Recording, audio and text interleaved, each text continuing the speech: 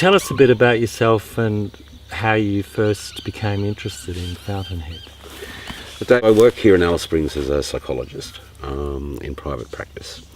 And I guess I first came across Fountainhead a few years ago. I was looking for a bit of a retreat for me, to just go away and chill for a while and have some really nice organic food and a bit of a tailored sort of program, just a bit of a detox and a detub and a few other things. So interestingly, it just took me ages to finally get there, but I spent the first 2 weeks of January this year at Fountainhead and was really delighted that I ended up going. Well, tell us, was it what you expected, or was it different from what you expected? Did you get more from it than you thought you would? Absolutely, so much more than I guess, like everything, when you sort of envisage what the experience might be like. It was clearly very soft and gentle, and the people, the staff there were tremendous. The other guests at the time were really interesting people. So it was very much a total kind of learning experience and really enjoyable one. I guess I learned through a variety of forums while I was there. There were group sessions held each day with the community that were there. We'd sort of start with some yoga early in the morning and all those sorts of things, and then sort of come together at around 10 o'clock each morning. Then I did, over the course of the 2 weeks, I did about 15 personal life coaching sessions with Craig, and a couple of life journeys with Jaden. So they were individualised, focusing really on my story and my life to that point, and what my dreams and aspirations were for the future. So it was a combination of group stuff.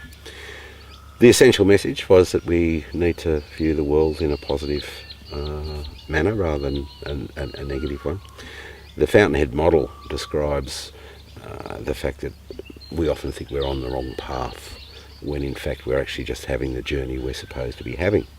That we're missing out somehow, we feel that we're missing out on things all the time, whereas we're never missing out on anything, we're just simply learning and receiving all of the time. And that sometimes we look back at life, I should have done this and I should have done that, causing us sometimes some angst that, if I'd have done this differently, things might have been better.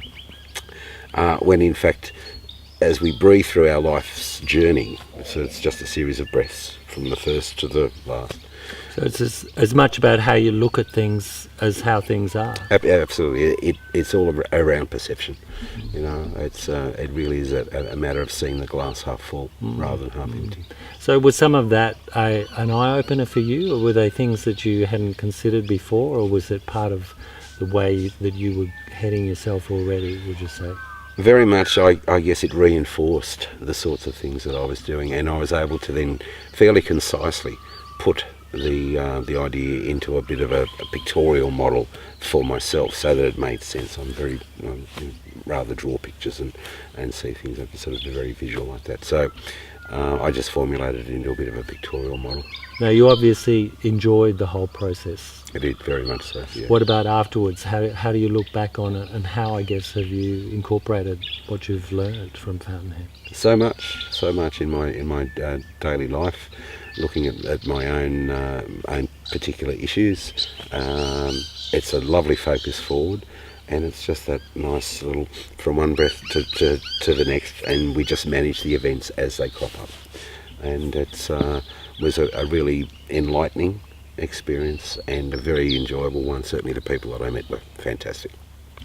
So obviously you'd recommend it to others? Absolutely. Well, I'm going back.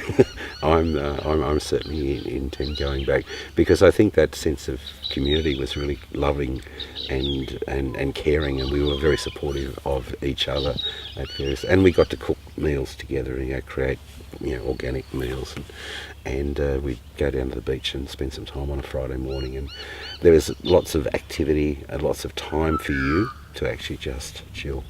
No mobile phone, no computer, might as well have been on Mars as far as I was concerned. And it just felt really nice. It was a real opportunity for me to just really focus on me and be in the experience.